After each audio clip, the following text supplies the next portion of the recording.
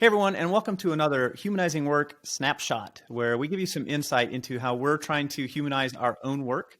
And we find that, it's helpful to know that even the consultants are still struggling with some of the same challenges that you probably are. And we wanted to share a recent example of that from this week. So earlier this week, we had a day set aside for the three of us to collaborate, which doesn't happen very often because we're often teaching workshops, doing different client work separately. And so we try to carve out days and weeks every so often where we can work together. And like many of our clients, we have way more work to do than we have capacity to do it. And so we have to figure out of all the things we could do, what are we going to do? And so on this day, we started out in a Miro board just getting everything we could do. And our focus this time was things we've started that we wanted to finish, that we needed to work together on. So we listed a bunch of those things, and not surprisingly, it was way more than one day's worth of work. So we had the situation a lot of our clients have, which is a prioritization challenge. How do we figure out what's most important? And Peter facilitated this really nicely using a lot of the tools you've probably seen us use in different places. So first move was kind of clumping like things on the board. And we had some sticky notes that went together because they were kind of parts of the same activity. Once we had that, we started adding more information to the groups.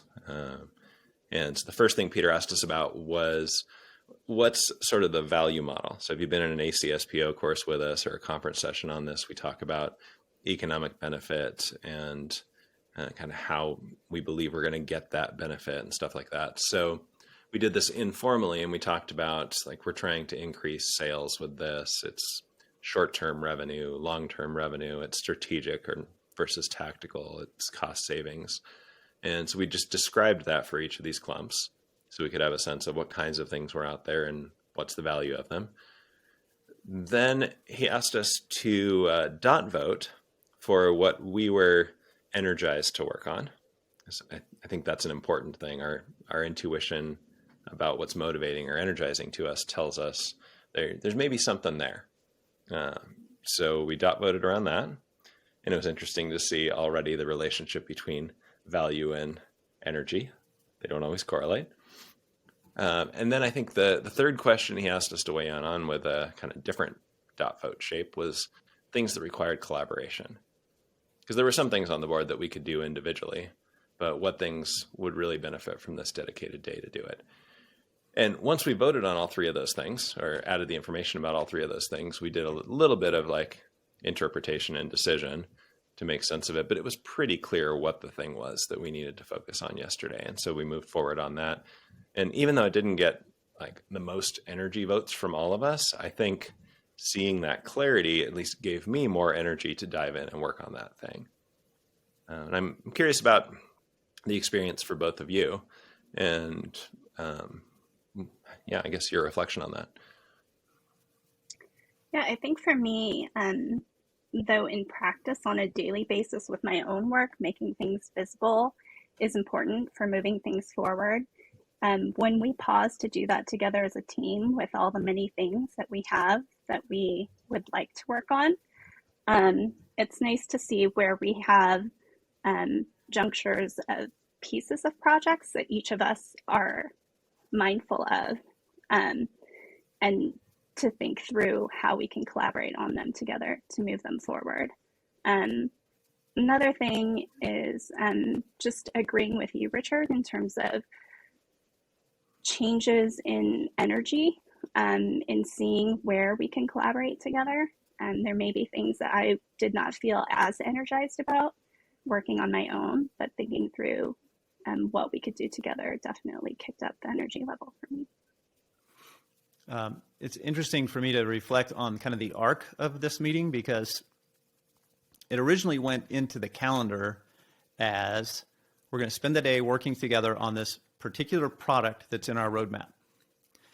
And as we got close to the meeting, in fact, in our month or our weekly planning for the week, I mentioned that it didn't feel like that was the most important thing to work on for me. And so I kind of, I guess I dropped an option, at least, on the board to say maybe we don't need to do that, and we decided not to plan it that day. We decided to come in and figure it out that morning since we would have time to do it then and we would know the most then.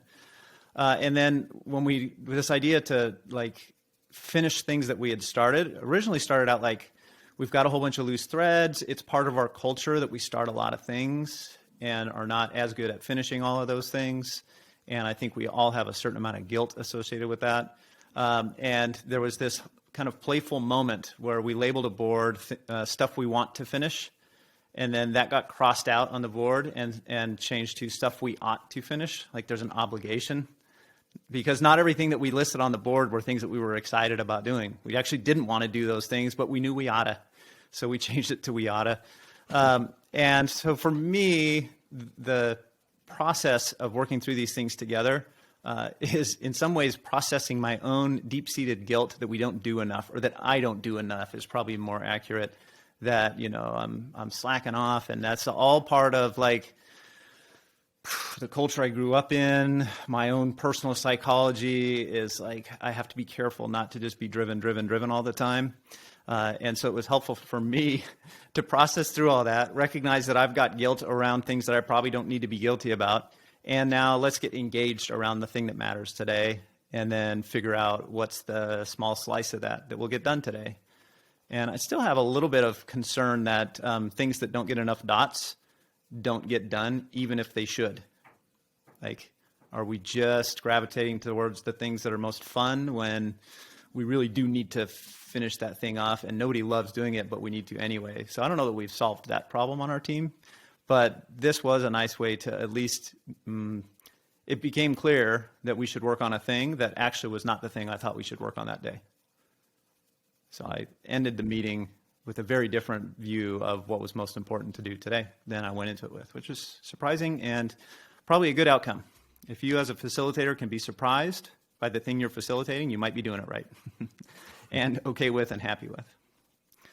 So that's another of these little snapshots into what's going on, and we'd love to hear how you prioritize your work. This is a small team. We don't have a lot of the challenges that large, even larger teams or teams that are part of a huge organization that would need to do that exercise across 50 items over the next year. I don't know how we would do that. But I know that we all struggle a little bit with prioritization. So curious how you do that well, and hope this was helpful.